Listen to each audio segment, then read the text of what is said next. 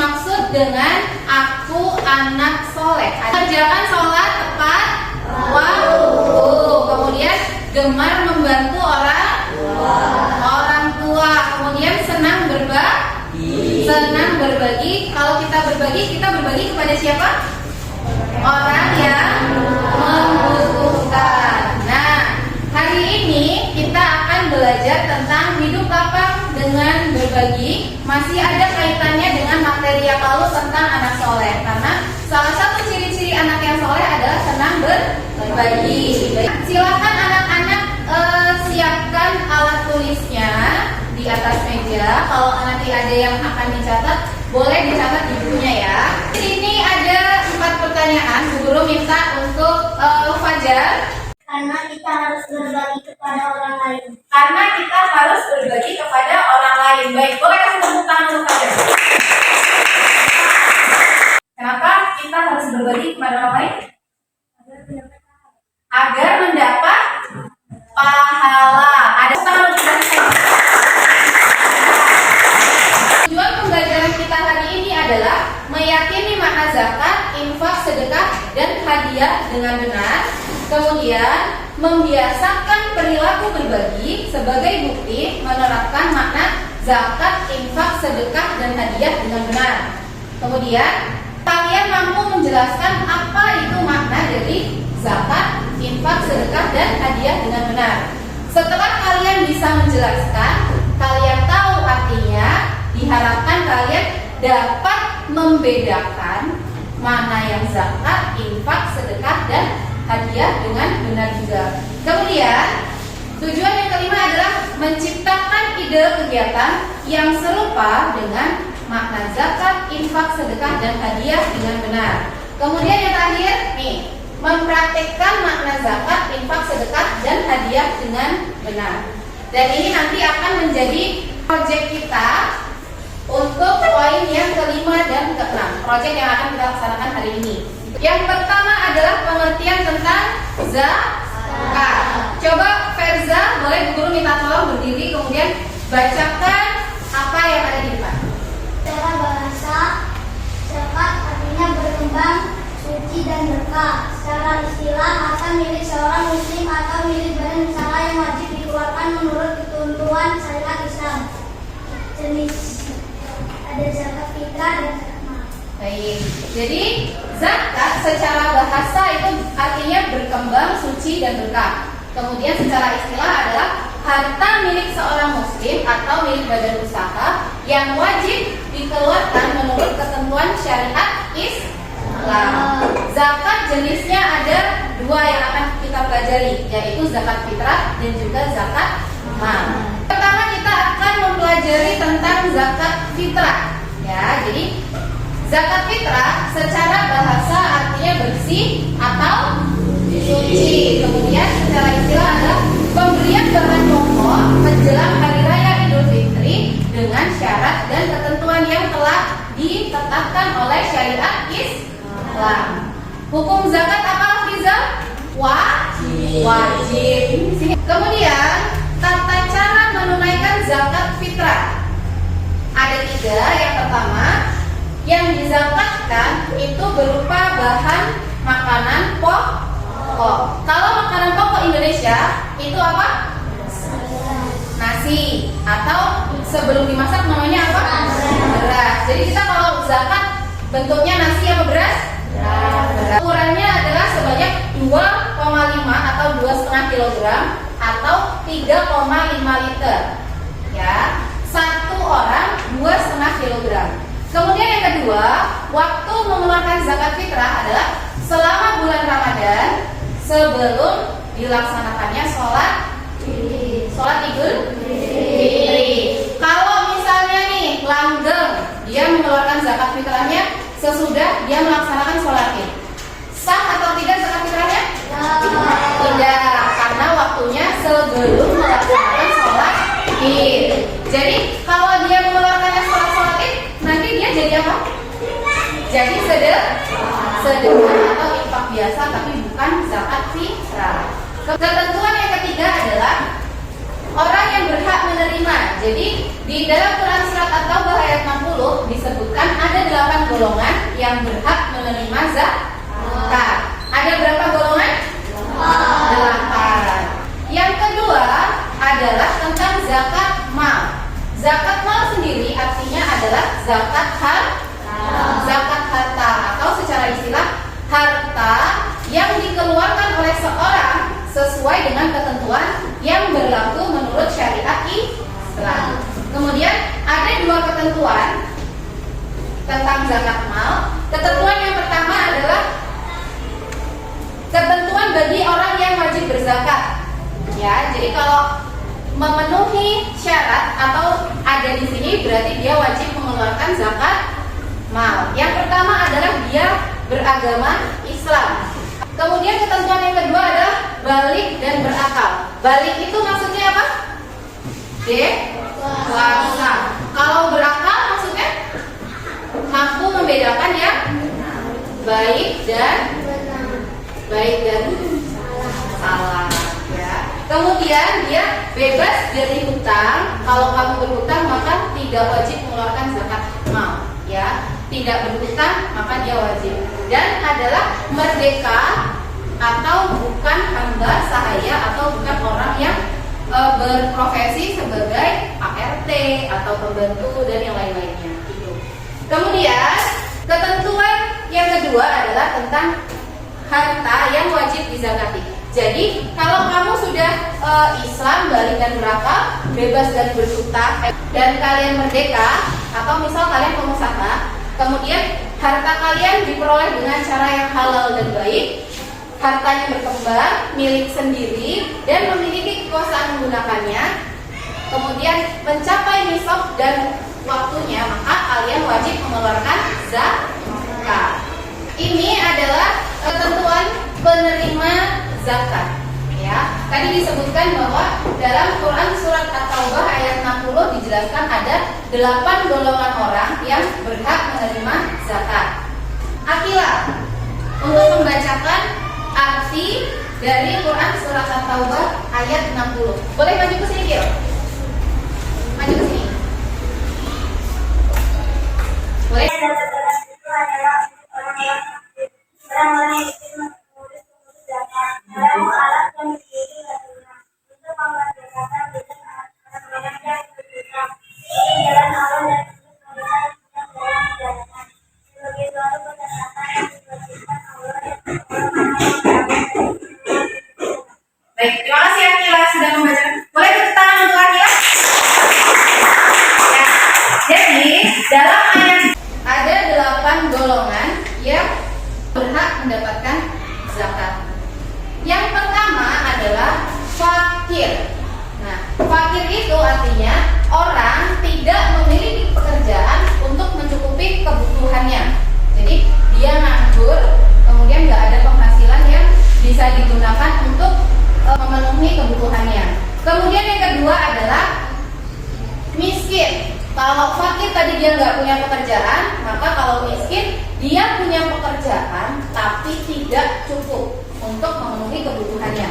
Ya, jadi berbeda antara fakir dan miskin. Kemudian yang ketiga adalah amil atau orang yang bertugas mengumpulkan zakat. Kemudian ada mu'alaf, orang yang baru masuk Islam, kemudian pengetahuan tentang keagamaannya atau tentang Islam itu masih sangat sedikit, itu ya. Kemudian yang kelima adalah rikob atau hamba sahaya. Kemudian yang keenam, ghorimin, orang yang berhutang, kemudian dia belum mampu untuk melunasi hutang-hutangnya. Yang ketujuh adalah sabirillah atau orang yang berjuang di jalan Allah. Misal, kalian di sekitar rumahmu ada TPA, ada guru ngajinya, dan guru ngaji itu disebut dengan sabilillah karena dia tujuannya adalah berjuang di jalan Allah, yaitu mengajari anak-anak untuk mengenal Al-Qur'an. Kemudian yang terakhir ada Ibnu Sabil atau orang yang sedang dalam perjalanan untuk tujuan kebaikan. Kalau misalnya orang dalam perjalanan tapi tujuannya bukan untuk kebaikan, misal untuk maksiat, boleh dikasih zakat tidak? Tidak. Atau dia tidak berhak menerima zakat. Kemudian yang selanjutnya adalah tentang infak. Coba Aam, Bu Guru minta tolong bacakan yang ada di depan ini. Boleh dari situ aja. Secara bahasa infak berasal dari kata nafkah yang artinya nafkah. Nafkah. Secara istilah pemberian harta dari seseorang secara sukarela dengan tujuan kemaslahatan umat, hukum sunnah muakkad, sunnah yang dianjurkan. Baik, terima kasih Am. Boleh tepuk tangan untuk Am? Ya. Jadi infak itu berasal dari kata nafaqah yang artinya nafkah. Nah, kemudian secara istilah adalah pemberian harta dari seseorang secara sukarela dengan tujuan kemaslahatan umat. Jadi kalau infak itu kita memberikannya tidak dalam kondisi terpaksa. Makanya gurumu, Pak Guru sering bilang kamu boleh infak berapapun, yang penting kalian ikhlas, tidak merasa dipaksa. Kalau infak 500 boleh nggak Bu? Boleh nggak? Boleh, asalkan ikhlas. Kalau infaknya 1 juta tapi nggak ikhlas, boleh? Boleh, tapi nanti nggak ada pahala. Gitu ya. Kemudian hukum dari infak adalah sunnah muakkad atau sunnah yang dianjurkan.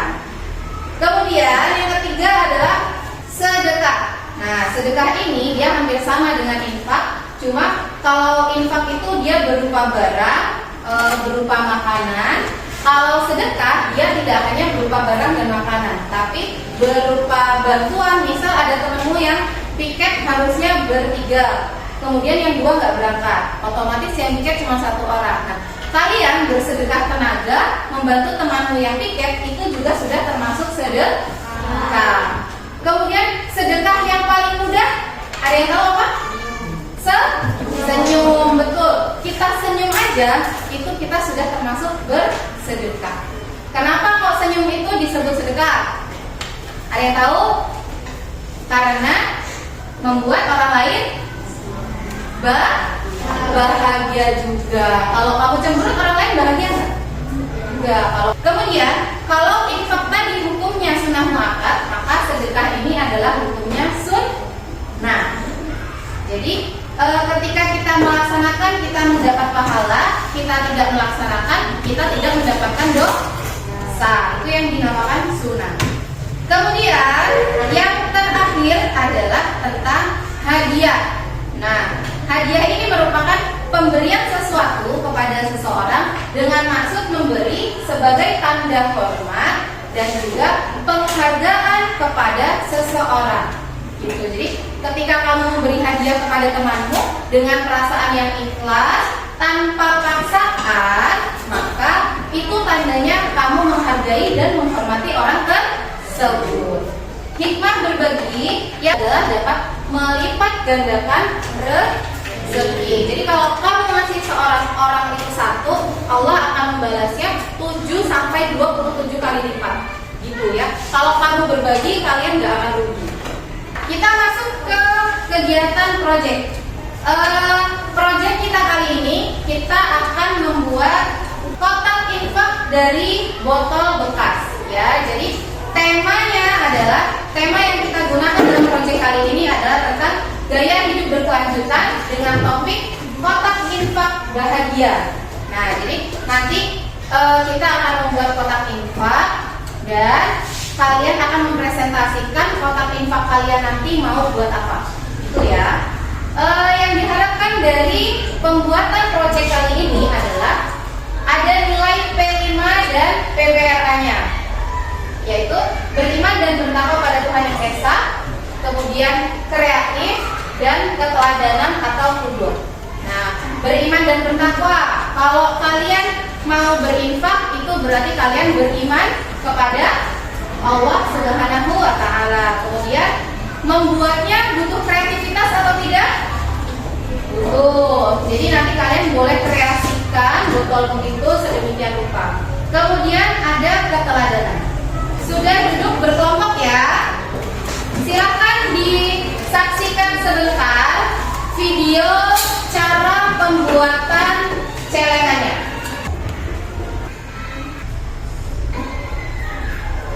Ini tadi cara pembuatan kotak infak berbahankan dari botol air mineral bekas. Nah, untuk sekarang silakan kalian keluarkan alat dan bahan yang sudah kalian sediakan dari rumah.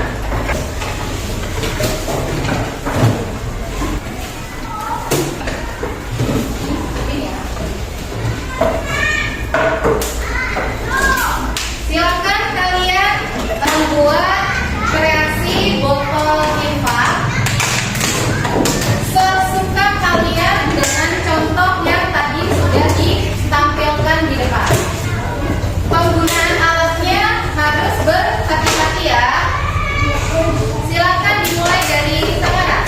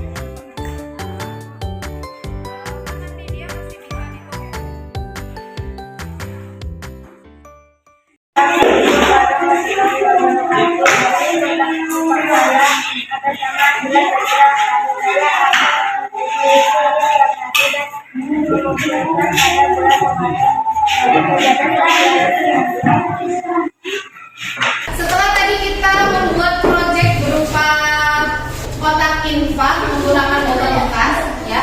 Sekarang kita akan melakukan refleksi pembelajaran hari ini. Pertanyaan pertama, bagaimana perasaan kalian belajar di hari ini? Lanjut ke pertanyaan yang kedua. Hal apa yang kalian pelajari hari ini? Contoh, berbagi itu membahagiakan. Lanjut ke pertanyaan terakhir. Selama kalian membuat kotak infak tadi, apa kendalanya? Tuliskan. Jika sudah selesai pertanyaannya, silakan dari kelompok 1 menempelkan hasil jawaban ke pohon literasi yang ada di belakang.